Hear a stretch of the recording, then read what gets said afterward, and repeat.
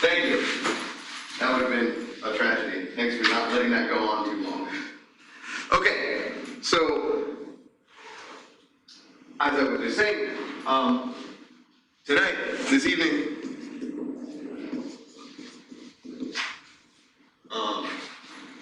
6 p.m., we'll have a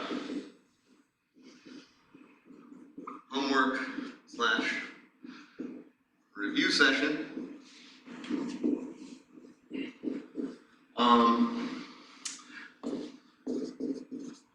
Under the usual office hours link. Okay? And I'll also say that I'll distribute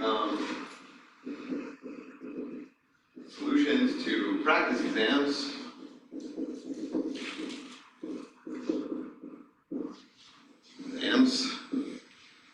this afternoon.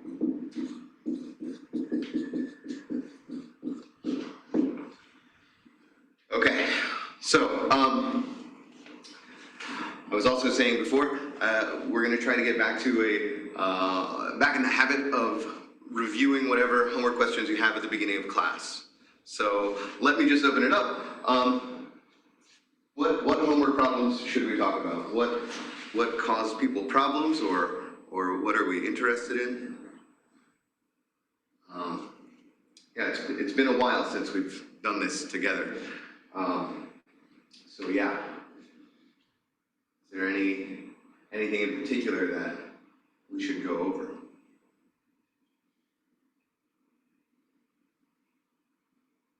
Okay, so Jordan asked for questions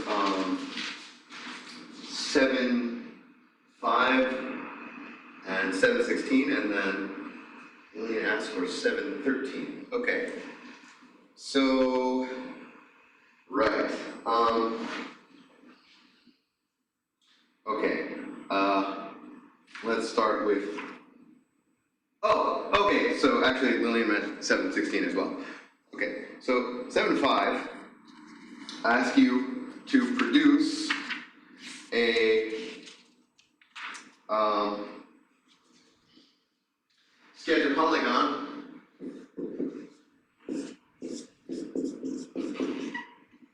sketch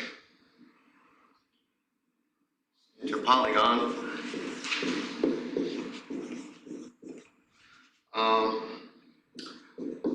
with symmetry group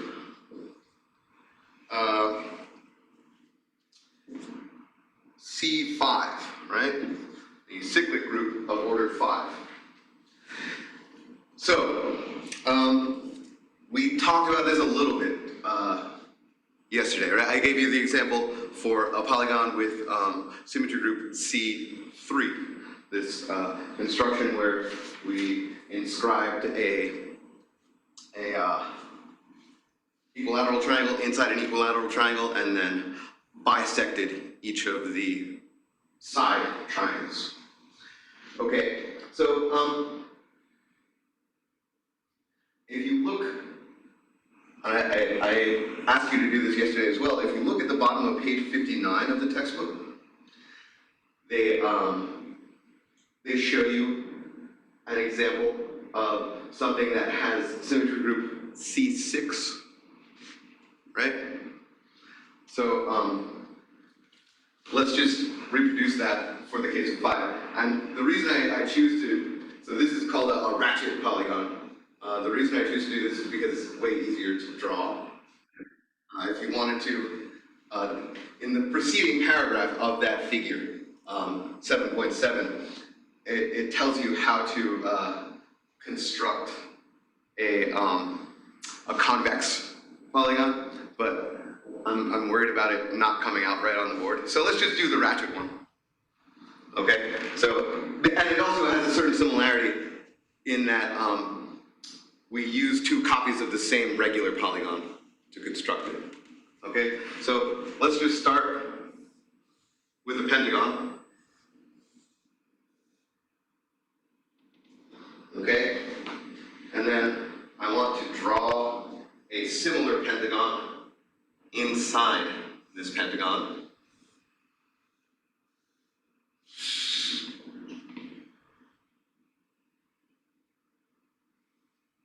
Okay, roughly something like that. And then if I just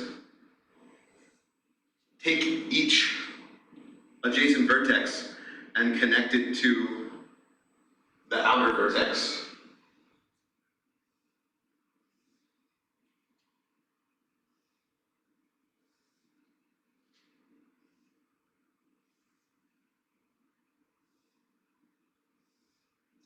okay, and I get this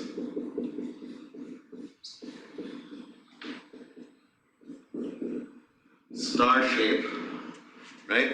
And you can verify that if I were to reflect this over any line through the center, that's not an isometry of the shaded region, right? But clearly, rotation by, what's 360 divided by 5? Yeah, rotation by 72 degrees fixes this, right? So that generates the cyclic group of order 5. Okay, so yeah.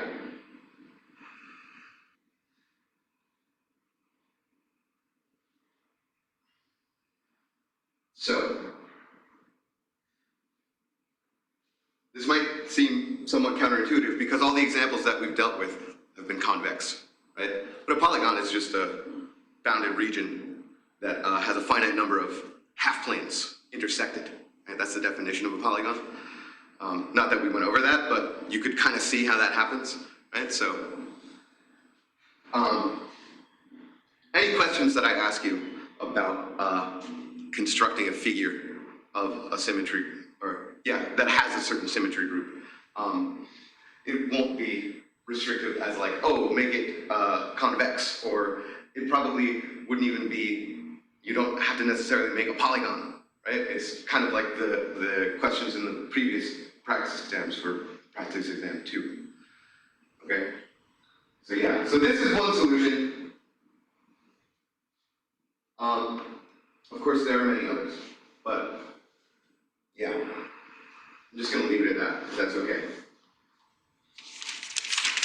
Okay, and then we wanted to talk about 16.7, right, where this is, I'm sorry, 7.16. And the question here is, they give you 8 pictures in the textbook, and you have to,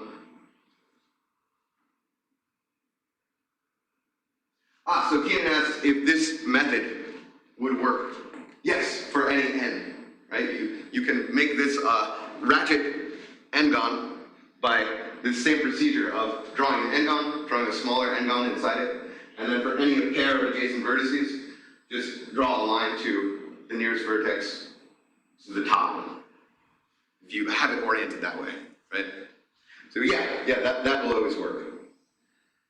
Okay, now, as for exercise 6.17, there's all these pictures in the textbook, right? And your job is to describe the symmetry group of these 8 figures. So I kind of alluded to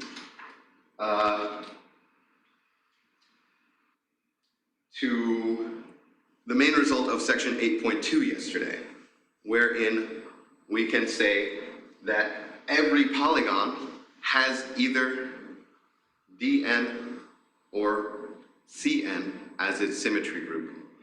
So really, what this question is asking is there a reflection that fixes it, that is an isometry of each figure, or not? Because if there's no reflection, then the best you can hope for is just having a rotational symmetry. Okay, and then you end up with some Cn. Okay, and if there is a reflection that fixes it, then that's a generator of the group, and you double the amount of symmetries that you have, and you get a dihedral group. Okay, so, and that's for polygons, or things that you can impose a polygonal shape on. For example, the second figure they give you is a five-pointed star, which technically the way they've drawn is not a polygon, because it's like, it has broken lines to give the illusion of like layering. But you can impose pentagon on that, right? Okay. So, so why don't we just open it up? What do people think for this first figure? The first figure in the textbook. It's this square which is tiled with like Tetris L pieces.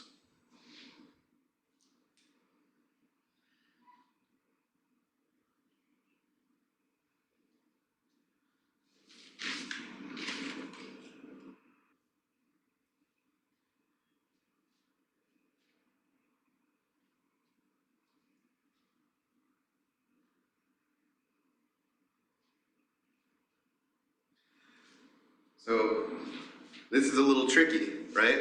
And also you'll notice that, I hope people are, yeah, so Jordan says reflection across X and Y axes and 180-degree rotation. Okay, and what familiar group is that? D4. It's not D4, it's D4. V. V. Oh yeah, I thought you said D. I'm sorry. V4. Yeah, correct. Right. So for A here, we get V4 or D2, right? So why is it, okay, we have a square, but if you look at, the square is divided into 4 smaller squares that have these L's piled in this way, okay? And so what happens when we rotate by 90 degrees?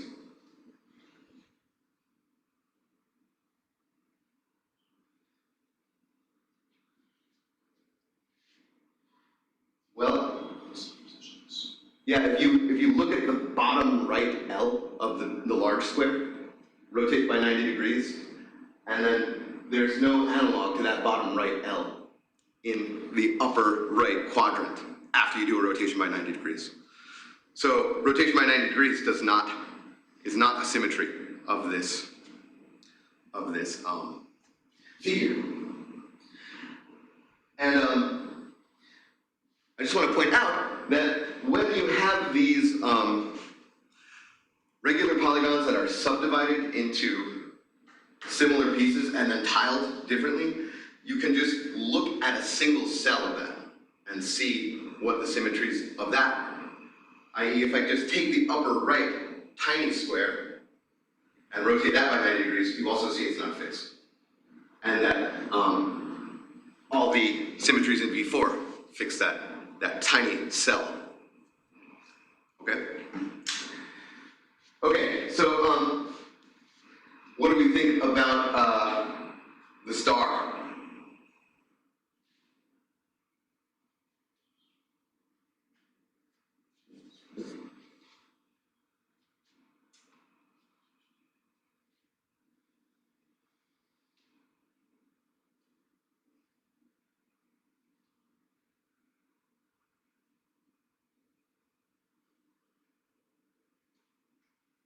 D5. Yeah, so this should be D5, right? Because it has the reflective symmetry, and it obviously has a rotation by 72 degrees. Yeah, shows some symmetry versus a regular pentagon. Yeah, exactly. So, you know, it's this same procedure, right? There's no real, like... It's D5, right? Yeah, sorry. I don't know why I wrote a 4 there. Yes. Okay, so, you know, in the absence of the theorem that we have not yet gotten to, it's kind of, I can see why it's like kind of a shot in the dark. It's like, well, I have to try a bunch of things to see what the symmetries of these figures are. But once you know that any polygon has either Dn or Cn as its symmetry group for some n, then it gets down to a much smaller number of things that you need to check. Okay? So,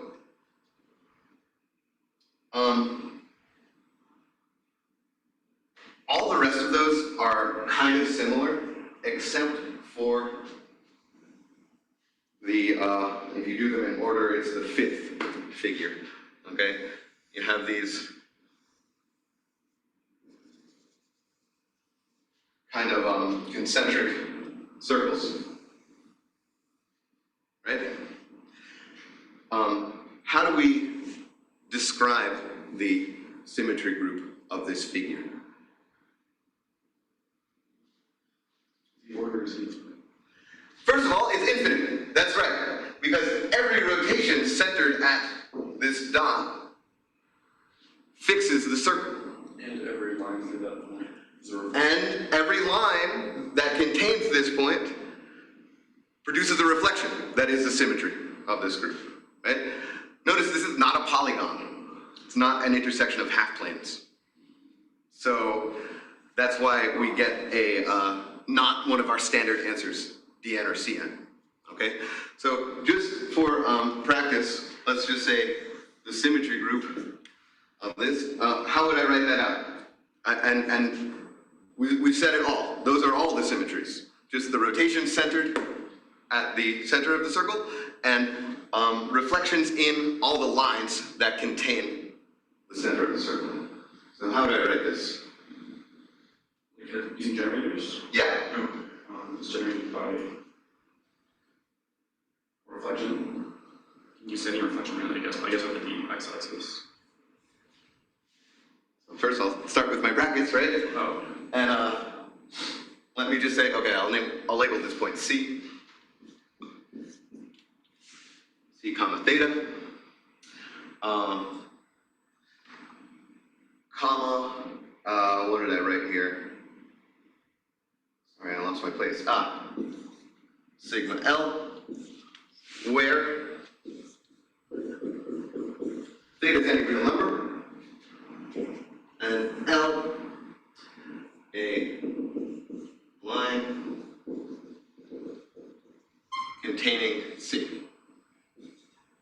Not set builder notation, generator notation. Okay, now of course, I've said more than is completely necessary, but that's okay. It's not, when I ask for a set of generators, I'm not looking for a minimal set of generators necessarily, unless I specifically said that. It's always nicer to have a minimal set of generators, just because then it's, on the face of it, easier to work with. But, I mean, You can't do that here because there's no smallest non-zero real number. yeah, so it's gonna be the same size anyway. Can't pick a rotation. Yeah, so yeah, that's the only like unusual one of the figures that you're asked to. So yeah, So that's what counts as a dihedral group? I'm sorry. That's what counts as a dihedral group?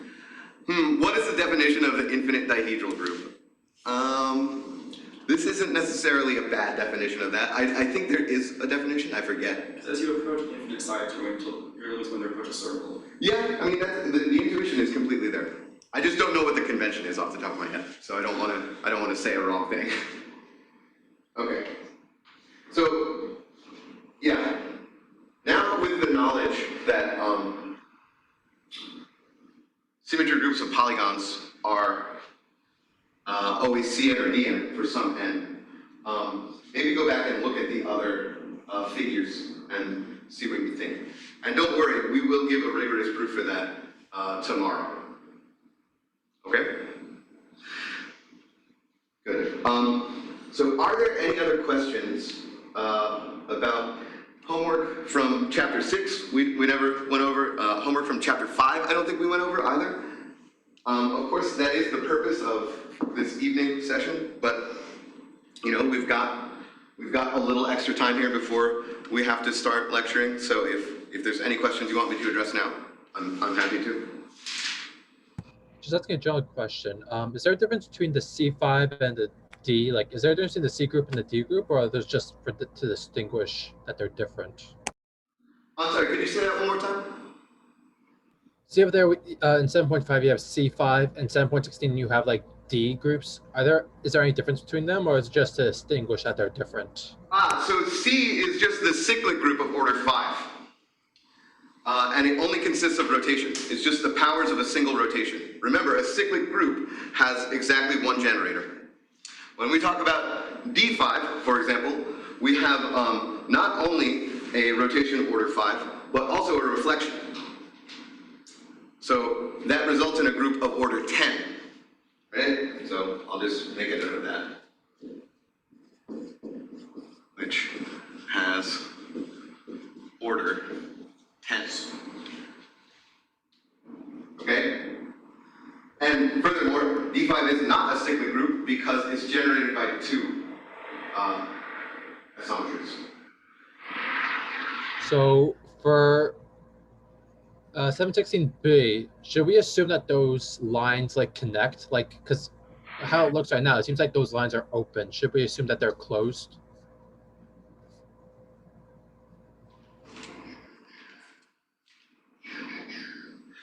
So actually that's a really great point, Ryan. If we take the figure exactly as it's drawn, and we make a reflection in the y-axis, say, right? That is to say, better copy this exactly.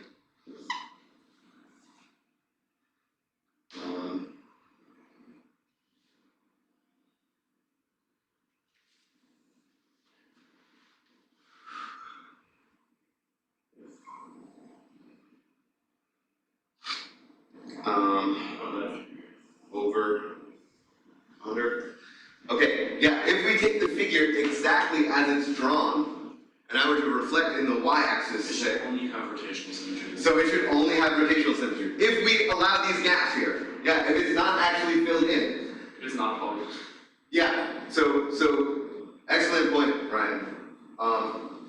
D5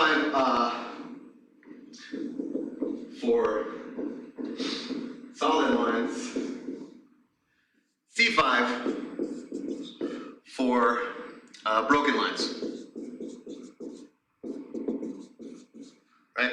We all see that, right? If I flip here, this is a solid intersection, whereas this would take the place of it, and it's a broken intersection. Okay? Yeah. Great. Another thing. So for part A, what does V4 mean? Because just wanted to understand. Is it because it has a reflection X and Y axis and has a rotation of 180, or where does the V4 come from? Yeah, no, that's exactly right. So you can reflect over the X or the Y axis, and if you rotate by 180, you get a symmetry. But of course, even though this is a square, rotating by 90 does not give you a symmetry. Oh, okay. Thank you. Yeah. Okay. Good. So,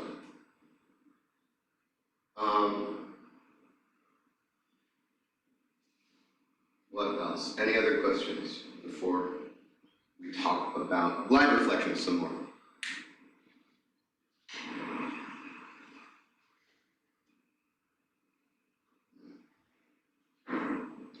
Okay.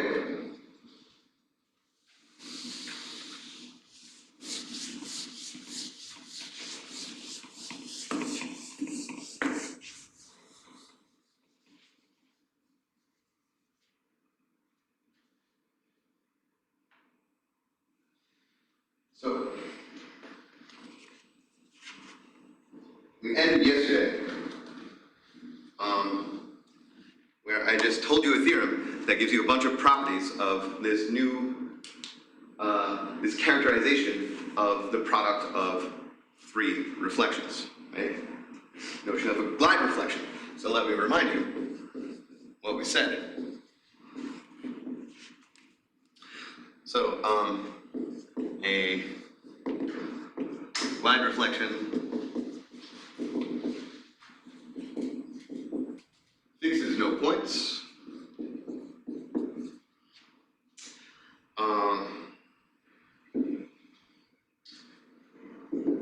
It exactly one line.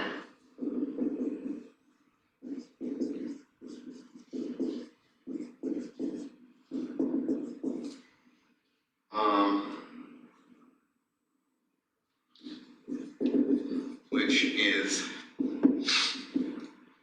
its axis. So remember, a glide reflection is a translation followed by a reflection, and we call that line that the reflection is in the axis of the glide reflection. Okay? And furthermore, the midpoint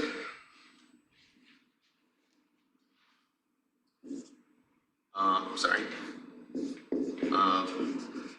any point and its image under a glide reflection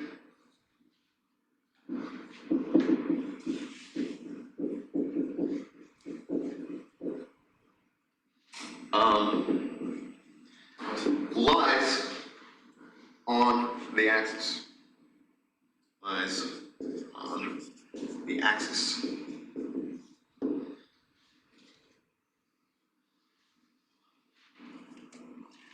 Okay, so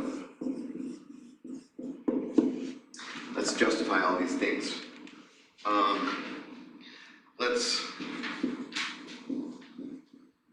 suppose P is any point, and let's let L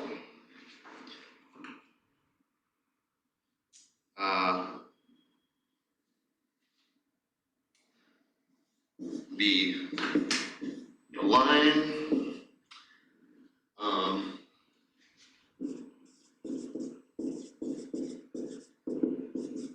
perpendicular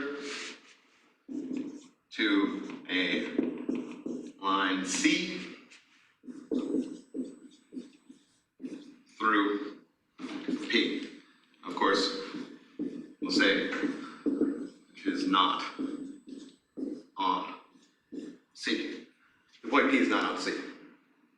Okay?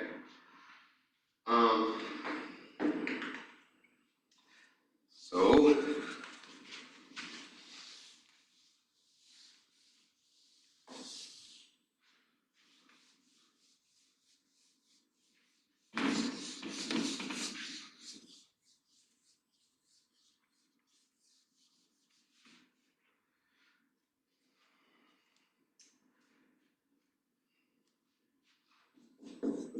then we have there's a line M perpendicular to C.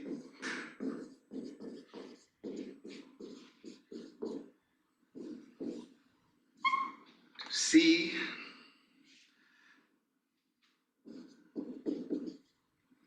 with sigma B, sigma A equal to sigma M, sigma L. Okay, let me draw you a picture to keep track of what's going on here. Okay, so I have some line C. Okay, line A. Here's a line B. Okay, so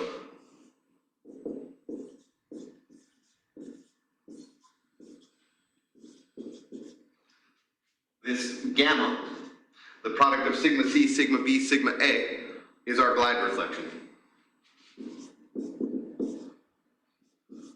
Glide reflection.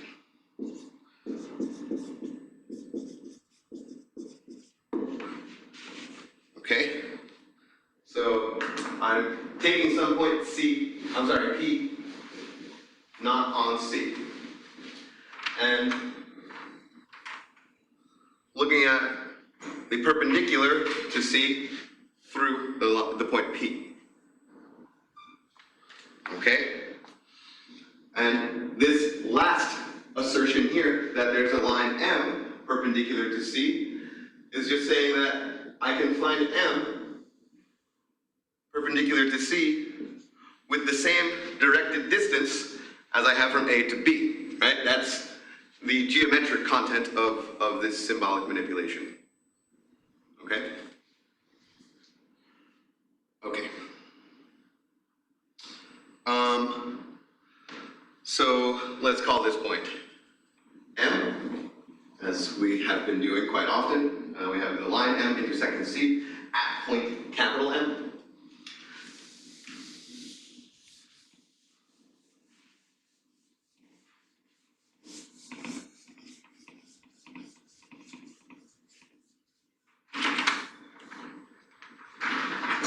Okay. So then P and M are distinct points.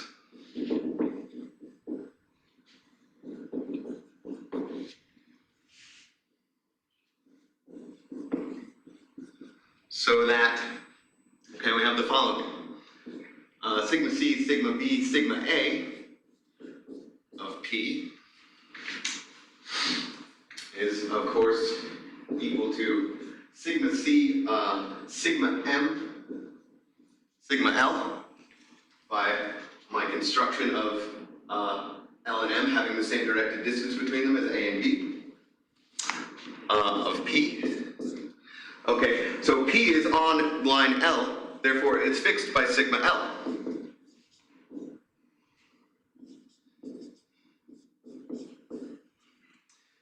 Okay, so sigma C, sigma M is the product of reflections in two perpendicular lines. So it's a half turn about their intersection, which we called M. Right? So this is the half turn about M evaluated at P. Now, I claim that this is in fact not equal to P. Why is that? Well, if it was equal to P, then it would need to be a half turn. He doesn't equal M. Yeah, because we determined that P and M are distinct points, right? M is not on L. Okay? So this allows us to say this implies a line reflection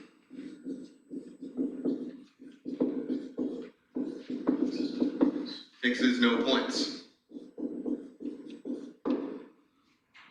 Right? And also, if I take the half turn about M of P, what do I get? Just draw this to complete our picture. I get something sigma C, sigma B, sigma A of P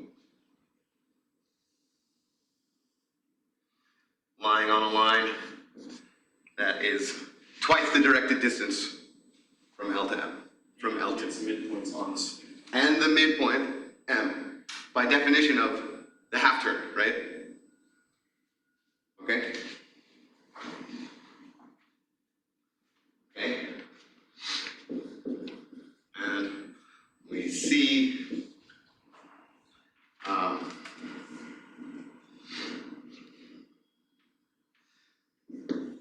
the midpoint of P and sigma C, sigma B, sigma A of P must lie on line C by construction.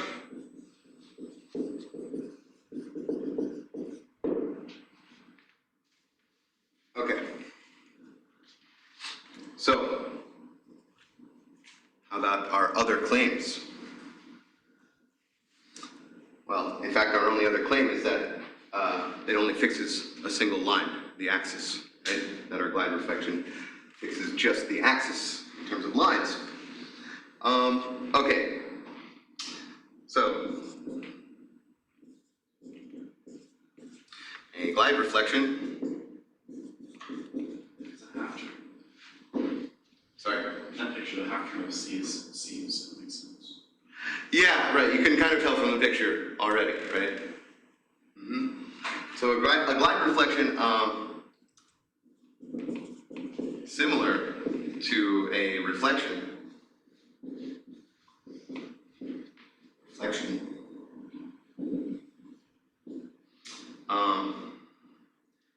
interchanges half planes.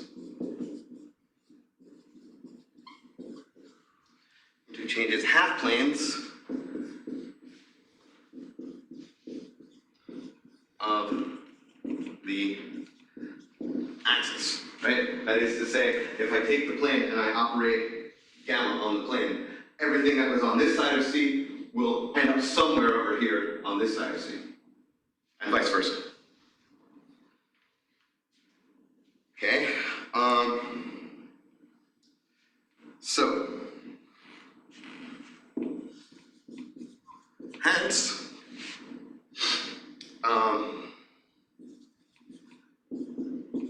any line fixed by gamma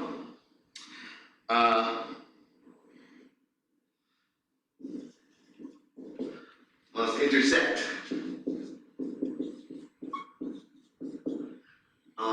C at least twice. So how can two lines intersect each other more than once? It's the same line. They have to be the same. Implies any fixed line is C. Okay? Namely, it's the only fixed line.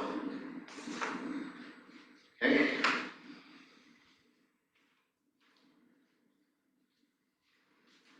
So what's going to be thematic throughout the day is that, we've spent a lot of time characterizing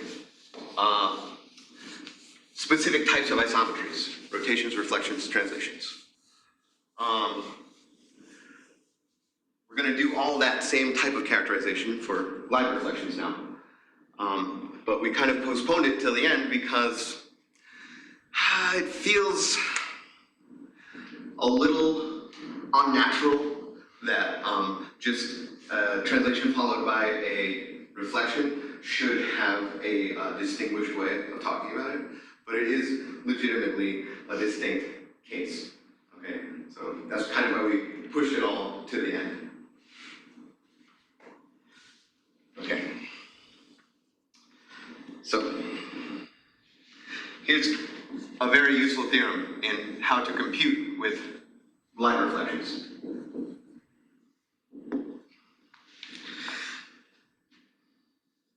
A line reflection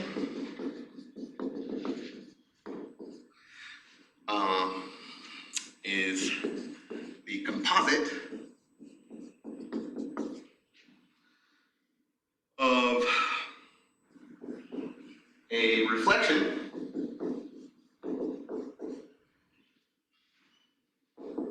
in some line A followed by, sorry, I shouldn't say,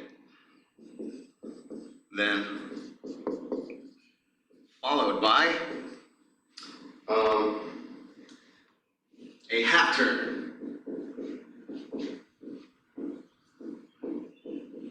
about some point off line A. Okay, so I think we had a question yesterday. The definition of glide reflection seems kind of specific, right? We started out defining a glide reflection for a specific case when we have three lines which are not concurrent nor all parallel, right? The specific case where I have two parallel lines and one that intersects them both perpendicularly. So this theorem is kind of our jumping off point to get to the other cases. So this one only requires two perpendicular. I'm sorry. This one requires two perpendicular, the third one couldn't be generated. Right. Okay, so there's more to say here. I just wanted to point that out before I forgot to say it. Okay, so furthermore,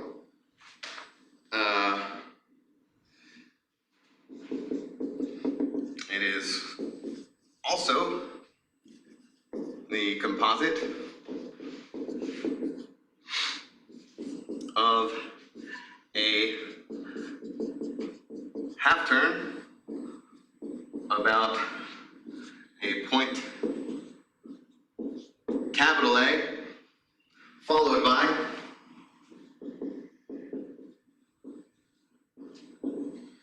a reflection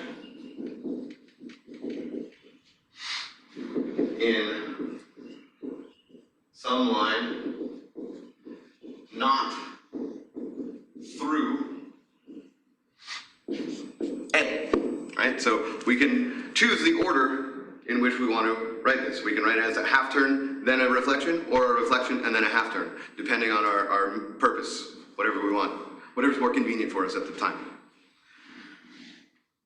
Okay? So that's part one. Part two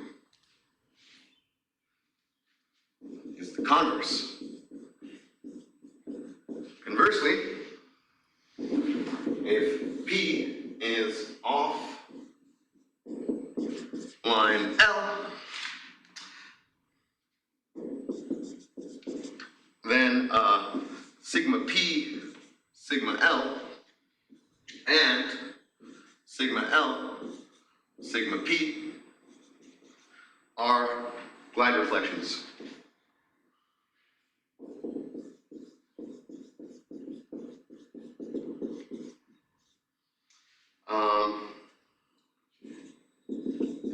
With both of them having access line perpendicular to L through P.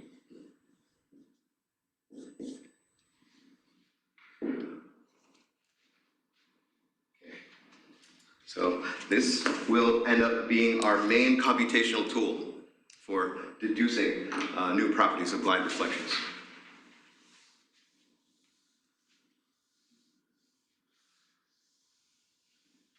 Wait, so sigma L, sigma P, its axis is still perpendicular to L? Yes, it's the same perpendicular. It's the same axis. So in our picture, what makes that different from C? So this is not yet different from C. Okay?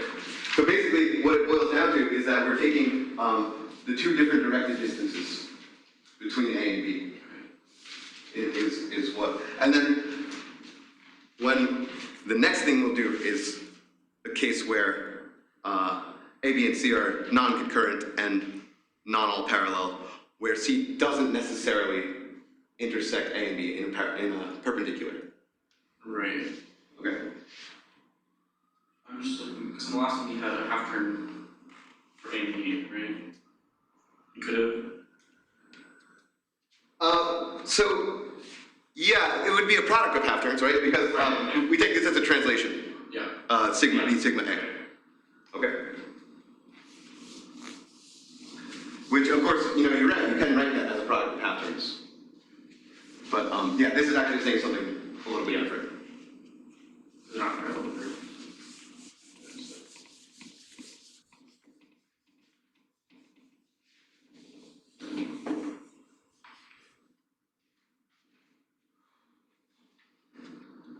Okay.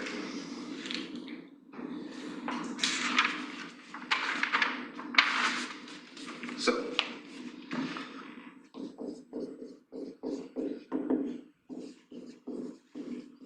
let's suppose again, we'll just let gamma, our glide reflection, be sigma C, sigma B, sigma A.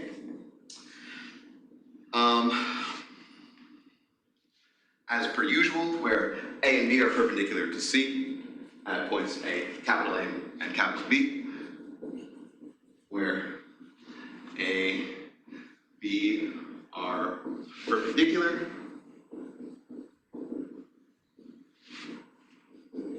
C at points A and B, respectively.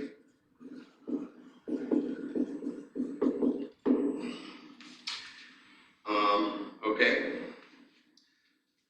So then, what we have two equations, right? The half turn about the point A is equal to sigma C, sigma A is equal to sigma A, sigma C, right? Any two perpendicular lines that intersect at A result in a product of reflections that give you that half turn. So it's immaterial which choice I make first, A or C. And likewise, the half turn through B is equal to the product sigma B, sigma A, or written another way, sigma A, sigma B. Okay? So, this allows us to pairwise commute the factors of gamma. So, gamma sigma C, sigma B, sigma A equal to, why did I write it this way? Sorry. Sigma B, sigma A. Now, if I just take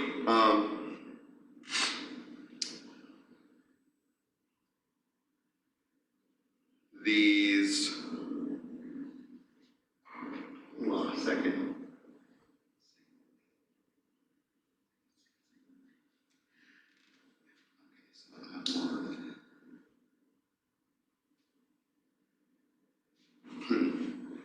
I'm sorry, I think I wrote something wrong there.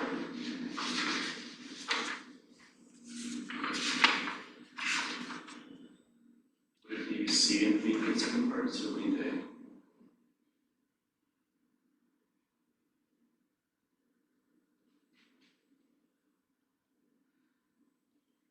Okay. So, yeah,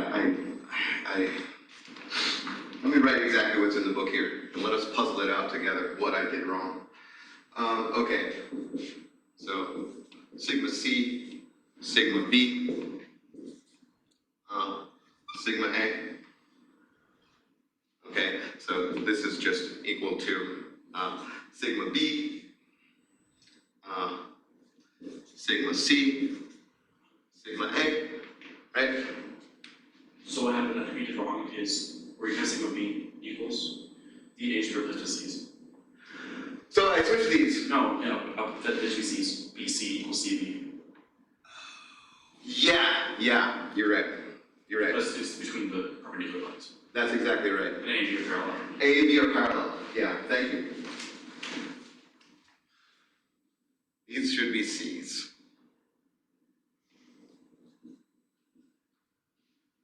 Okay.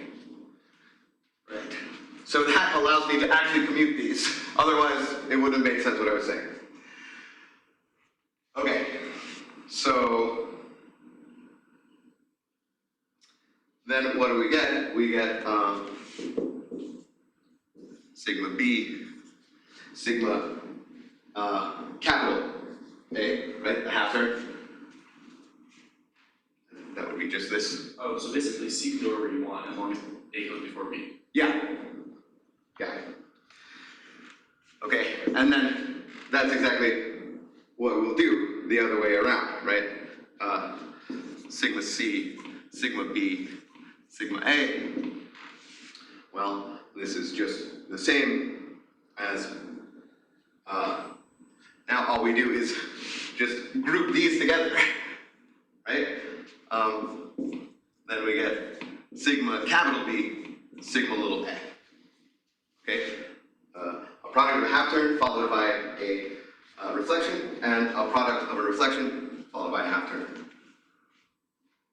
Right? Yeah, I said that. I pointed at the wrong place. Sorry. Okay, so in other words, two expressions for gamma in the two forms that we wanted.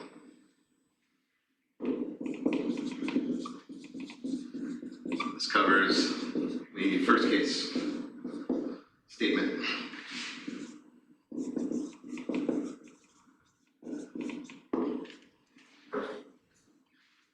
Okay, so on to statement number 2.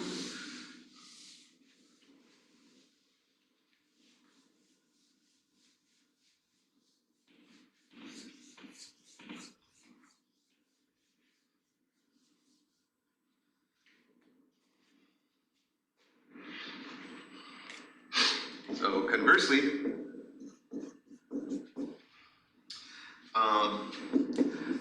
let's take P, a point off L, and little p, the perpendicular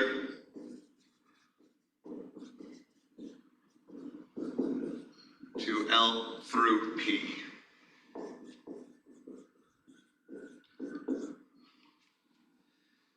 Okay, so little schematic diagram. Take, here's my point L, here's my point P, and then I'll take this line P, little p,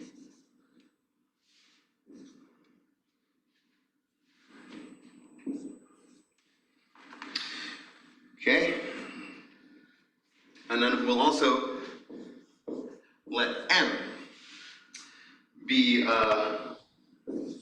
perpendicular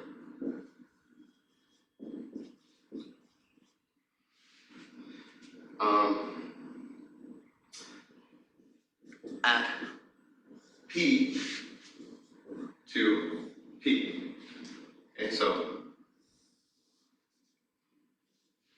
take my line M here.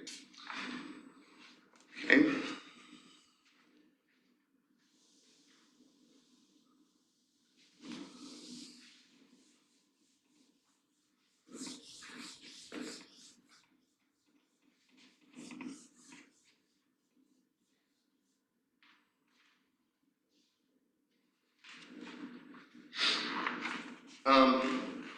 So just a note that M is not equal to L, right? Because M is through P, and P was a point chosen off L. Since P is off L. Okay. So that means we have sigma capital P, sigma L is equal to sigma little p, sigma M, sigma L. And if we do it in the opposite order, we still get a product of 3 reflections, right? That is to say, sigma L, sigma capital P, is equal to sigma L, sigma P, sigma M,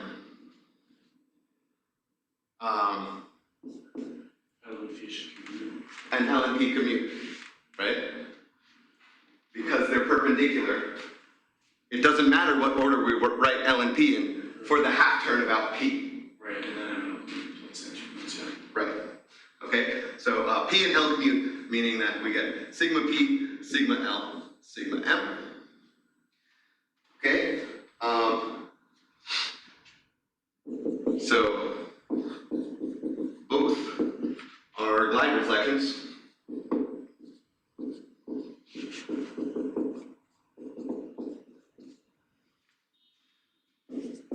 With axis, little p, right? And you can see by comparing this and this, that's what I meant when I said it's just the directed difference goes a different direction. You're going from M to L or L to M. The opposite translation. Yeah. So the translation part goes the other, Inverse translation. the inverse translation. Yeah, exactly. Right. Okay.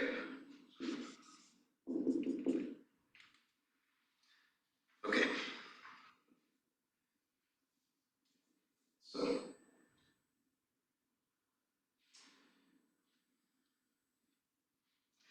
Now we get into the properties of light reflections. What do they commute with? What happens when we conjugate them by an arbitrary isometry? Things like this.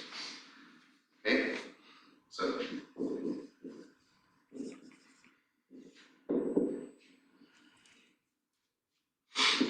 A translation that fixes line C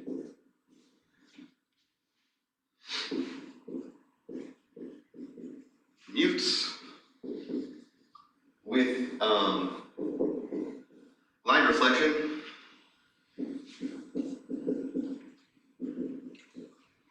having axis C.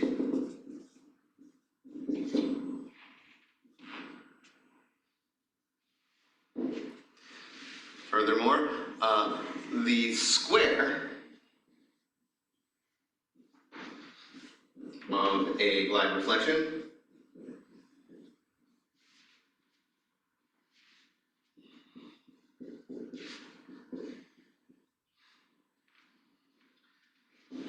is a non-identity translation.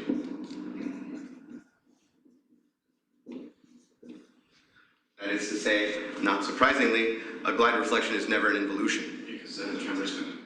Right. Yeah. Because that's a translation. Also, we've classified all involutions. Yeah. So, just that gives some more credence to the fact that glide reflections are legitimately different types of isometries. They're just a reflection. Yeah. Yeah. Okay. And furthermore, a glide reflection generates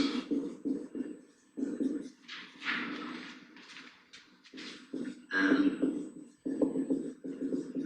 infinite Sigmoid group.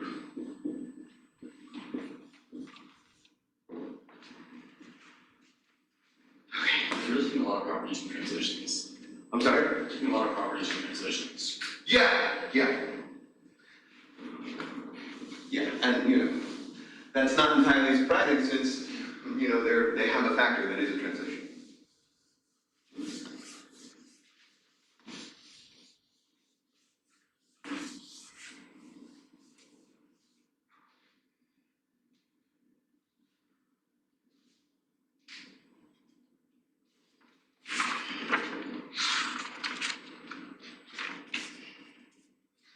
Okay.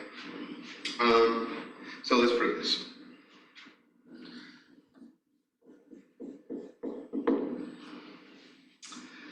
So, first of all, a translation fixing line C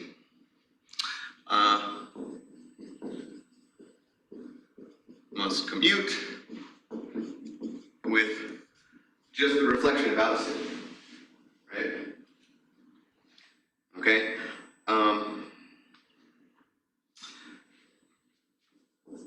And we know all translations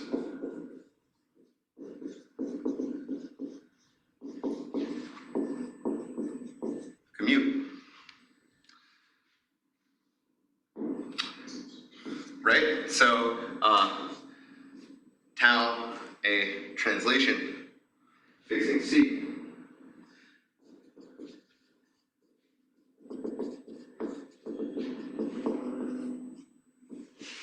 And we'll take our glide reflection to be sigma C, sigma beta, sigma A. Well, then what do we have? We have tau gamma is just equal to tau sigma C, sigma B, sigma A. Well, tau and sigma C commute, so we got sigma C, tau. Sigma B, sigma A is a translation, so it commutes. So I got sigma C, sigma B, sigma A, tau, or in other words, gamma tau. Okay, not so bad. So let's address this this issue of the square of glide reflection. So let's take gamma squared, which is just sigma C, sigma B, sigma A times sigma C, sigma B, sigma A. Right? Then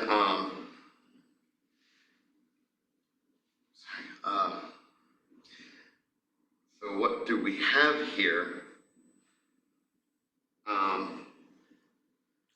This is just equal to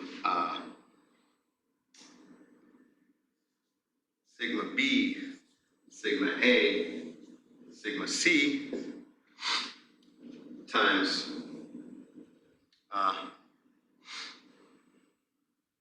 sigma C, sigma B, sigma A.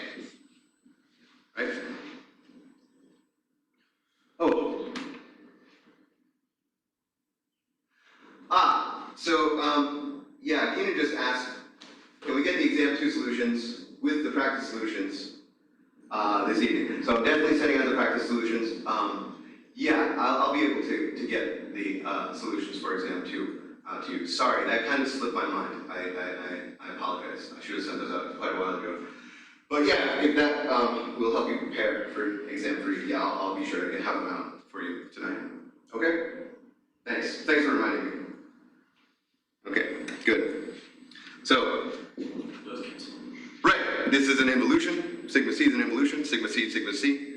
I just get sigma B, sigma A squared, which is the translation. Right? Okay.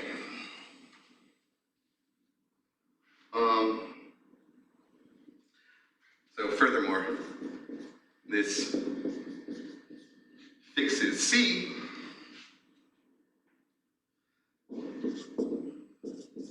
since A and B perpendicular to C, right? Since both these lines are perpendicular to C, the translation fixes C. Okay? The translation would just be through directed distance from where they intersect C. Yeah, from the points, capital A, capital B, if you like. That's the common notation we've been. 4 times 3. Yeah, because of the square, right? Okay, so now to show that gamma generates an infinite cyclic group, well, first of all, gamma squared is a non-identity translation, right? So that means that this is just generated by a translation, right? Which we discussed is an infinite cyclic group, right? Is infinite.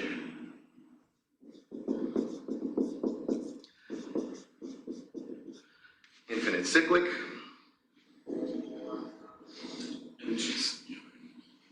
No? Okay. So since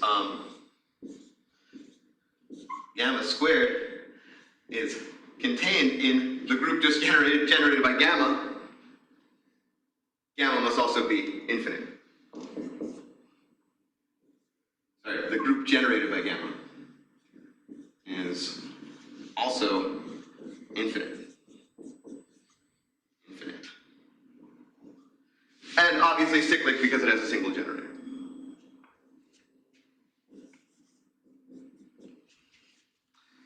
Okay. So,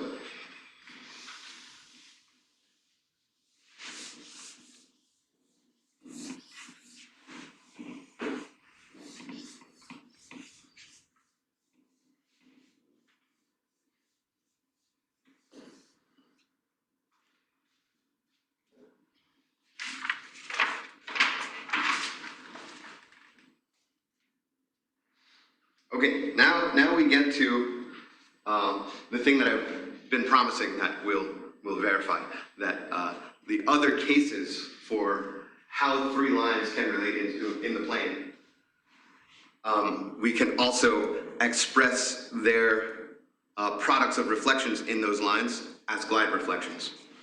Okay, we just have to construct a type of situation based on those lines that satisfies our definition of glide reflection, right? Where we have two parallels and a common perpendicular. Okay? So,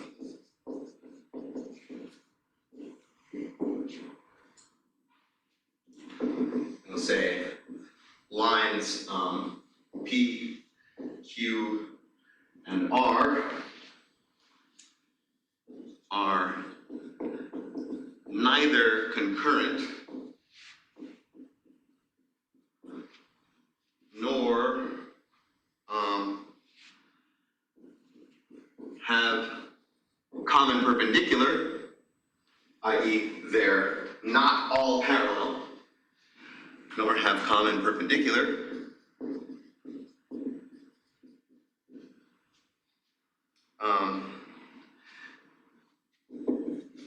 if and only if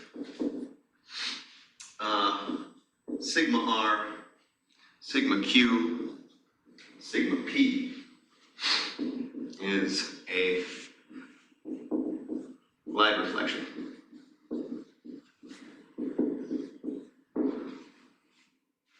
Okay, so again, we've in a certain sense kind of strayed pretty far away from talking about classical geometry that much, but I just want to say that this is another instance of this problem. It's like, oh, given three arbitrary lines, can I tell if they are not concurrent nor all parallel? Well, here's a effective condition, right? Something that we can compute with fairly easily, and it's not exactly analytic either. It's kind of where we sit in this whole topic of transformation geometry. Okay. So this statement says that any three reflections through a glide reflection mean that they can be perpendiculars. No common perpendiculars, yeah. That's right.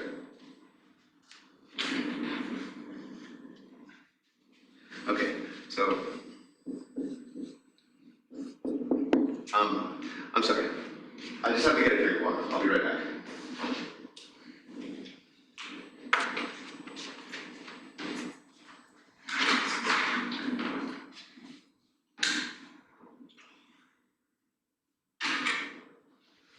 This is TV.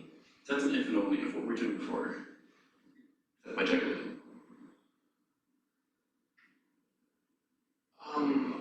The case we're doing before still fits within that case. You can't if it's bijective.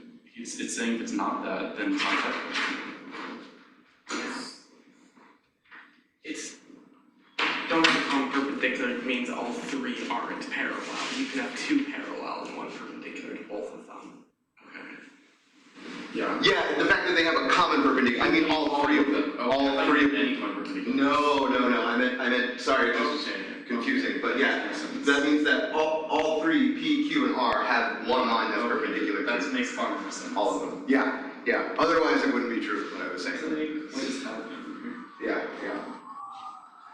Okay, so first of all, we've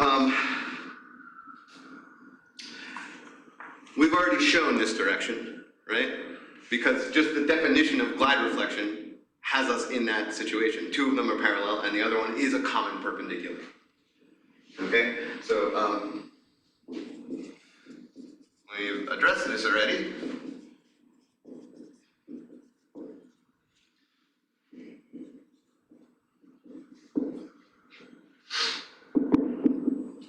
The definition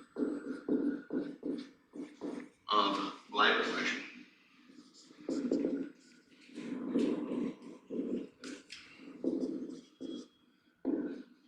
So let's just go in the forward direction. Okay? So let's just start with our assumption. Assume P, Q, and R are not concurrent.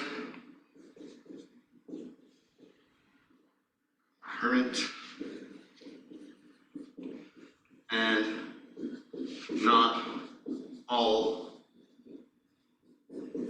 parallel, right? Same condition. Say it differently there in case to avoid future confusion. Okay, so then first also assume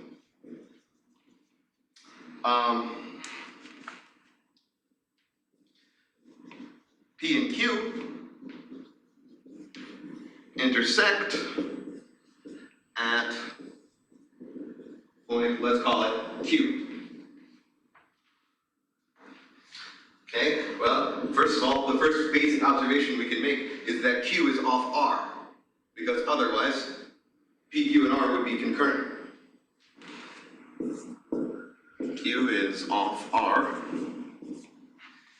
Okay. So now let me draw a schematic diagram of this example.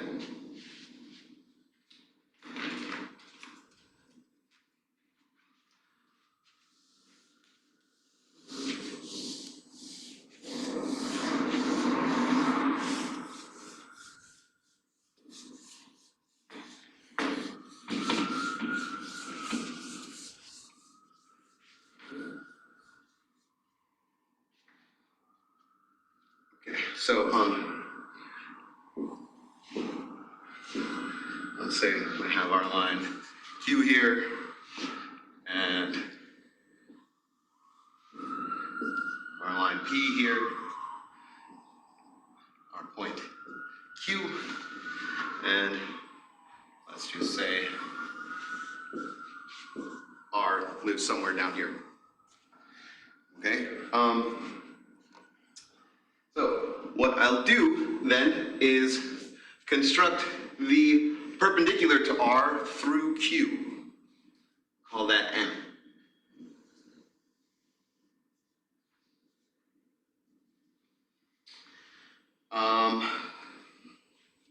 And we'll take P to be the point of intersection of M and R. So, it's perpendicular. Okay? So, and we'll also let L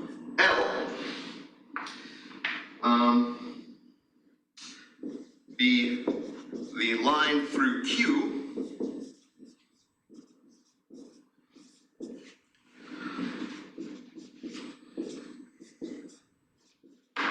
such that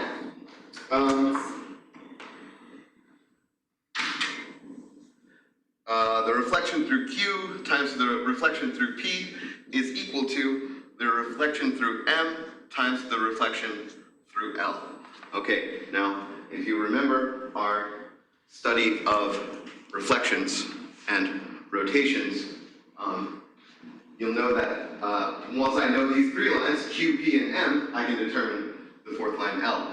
But practically, what does it mean on my diagram to construct construct this line L.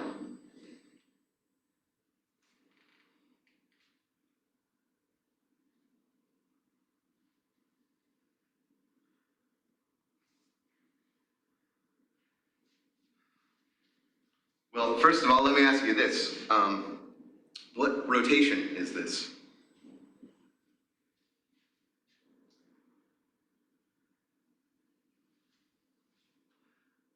Yeah, right. So Keenan says we want the same angle between L to M as we have from P to Q, right? This rotation is the rotation of twice through this directed angle measure.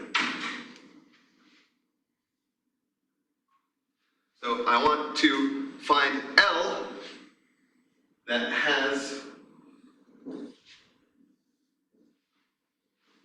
this same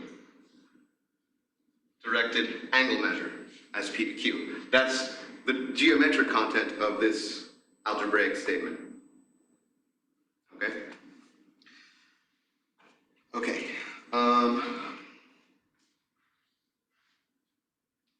So then we know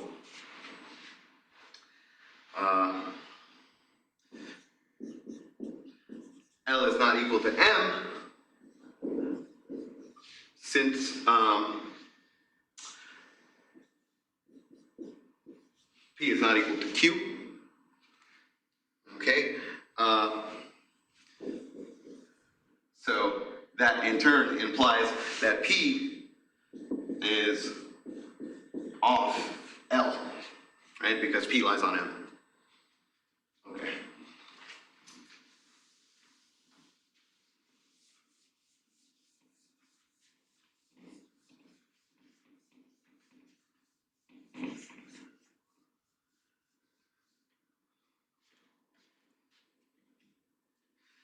Okay, so now let's make some computation. So if we have sigma R, sigma Q, sigma P, by our construction of M and L, we can say that this is just equal to sigma R, sigma M, sigma L, right? And what is sigma R, sigma M? It's a half turn about P, right? We have two perpendicular lines. We look at their reflections, their product, then we must get a half turn from that. Get sigma R, sigma capital P. Oh, sorry. This one, this pair is sigma P, right?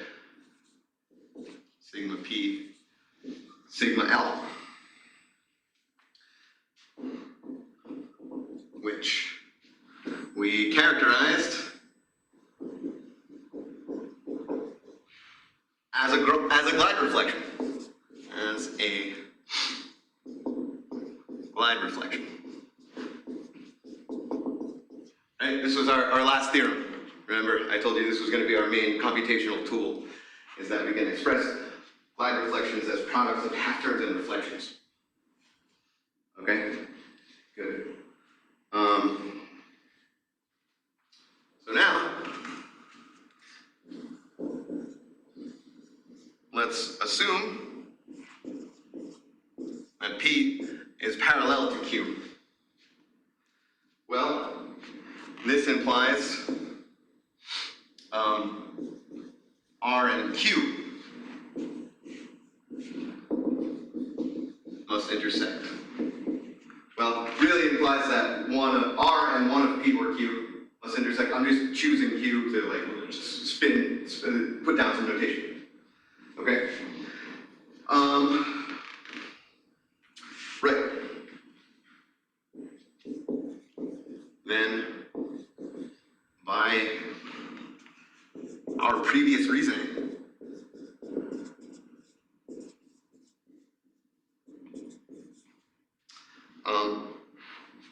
what do we have? We have sigma p, sigma q, sigma r,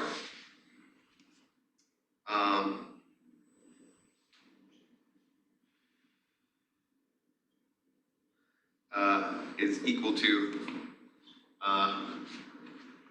sigma p, sorry, sigma capital P, sigma L. Right? I've just interchanged the roles of P and R. Right? I assumed here that Q and P were intersecting. Now I'm assuming Q and R are intersecting. I've just permuted my variable names. Right? Okay? For some L and point P off L. Okay? So then, what I'm going to do, so compute, well, what I want you to notice is that sigma R, sigma Q, sigma P is of course just the inverse of this thing I can definitely say is a glide reflection. Say again? Because that's just the way you inverses. Yeah, exactly. Just from general properties of inverses in groups, right? Is the inverse of sigma p, sigma q, sigma r. Okay? So now I'll just plug in what I deduced from my previous work. Sigma p, sigma L, inverse. Okay, so again, just general properties of inverses in groups. I get the opposite order. If I wanted to take my original order of multiplication of my reflections as this, I still get a glide reflection. Okay, so this is just a clever way of renaming my variables so that I can reuse the work that we already did. Okay? A glide reflection.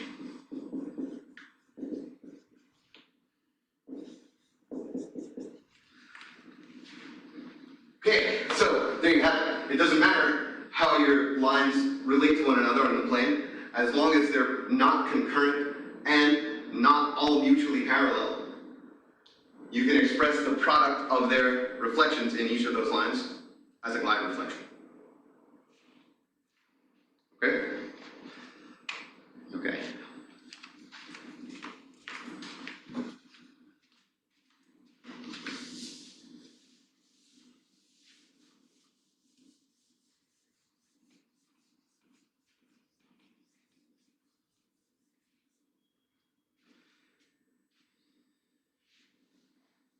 Okay, so immediate corollary.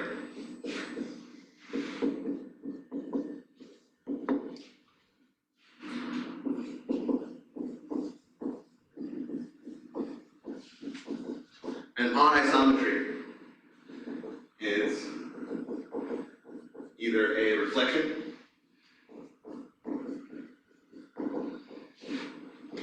or a glide reflection. Can we talk about concurrent or parallel lines reducing? I'm sorry? Can we talk about concurrent or parallel lines reducing to reflections? Yeah, so we did most of that in chapter 7, right?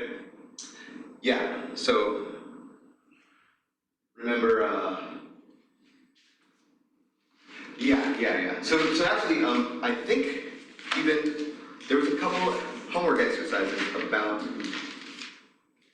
asking you about that type of thing. Yeah. So yeah, just look back and you'll see. So, and that's actually the upshot here. We've succeeded in classifying all isometries at this point, right? We know what all the even ones are, and we know what all the odd ones are. And we know that those are the only, that covers everything with no overlap among all isometries, okay? So, obviously, we reduced the case of an odd isometry to either being the product of one reflection or 3, right? So if it's 1, then it's a reflection. If it's 3, it's a glide reflection unless the translation is trivial. Okay? So, Which would just reduce it to, to a reflection, exactly. Right, so there's nothing to prove here. We've said it all already. Now,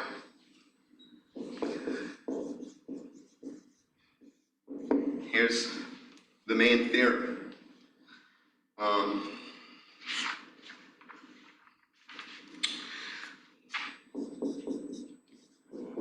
Each non-identity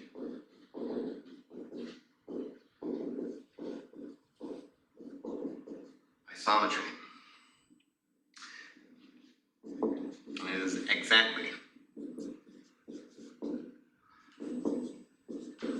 one of the following.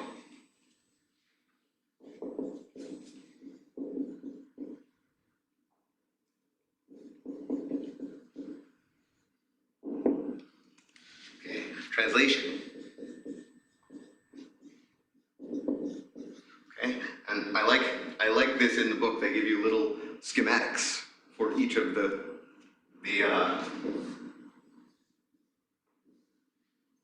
types of isometries, right? I have some line in the plane, a translation just moves it over, right? Rotation.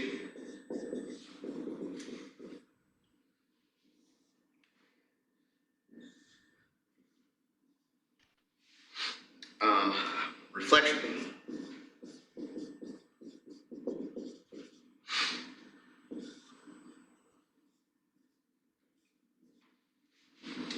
Okay, and finally, light reflection.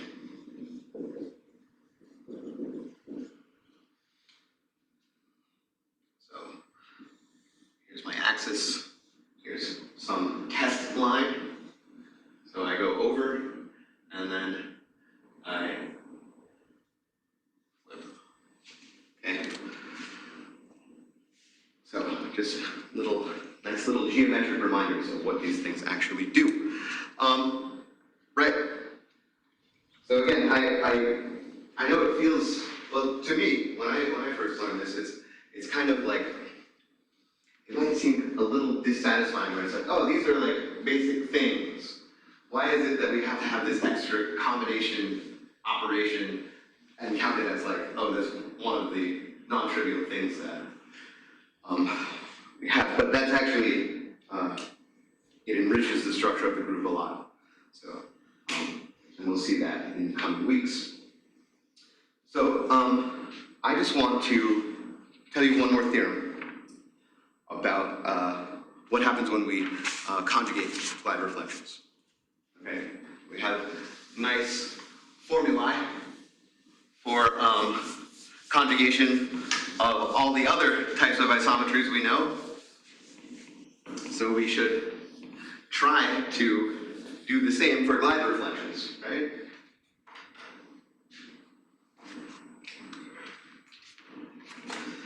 Okay, so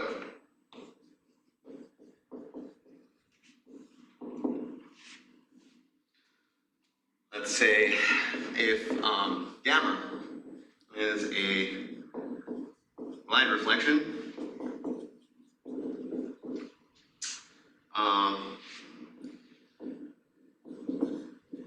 with axis C and alpha, any isometry,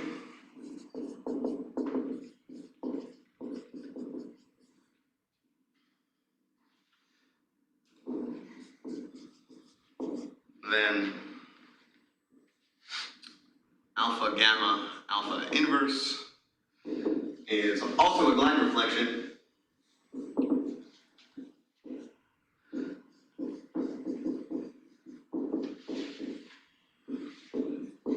with axis alpha of C. Sorry, it's a lowercase c. Okay, so we would kind of expect this, but the formula is it's not as nice as anything that we've written before, right? Because we really don't have a good way to write glide reflections as a simple thing, right? And this compound type of thing. Okay, so this is kind kind of the best we can do.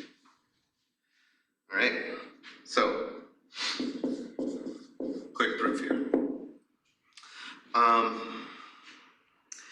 Right, so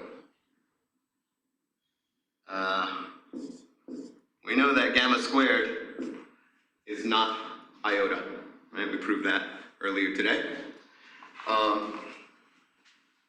Well, so this implies that the conjugation of gamma by alpha, first of all, is odd. We know that just from the fact that gamma is odd, right? And is not an involution.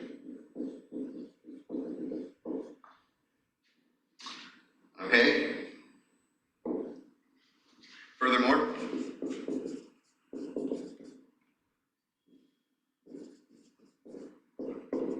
it must fix line alpha C. You can see that by just plugging in alpha C into alpha gamma alpha inverse. Right? Okay, well, that basically tears it, right? Now that we've classified all isometries, and we know that every odd isometry is either a reflection or a glide reflection. Reflections are involutions, so it has to be a glide reflection. And since it fixes this line, it must be the axis. Okay, so it implies alpha gamma alpha inverse is a glide reflection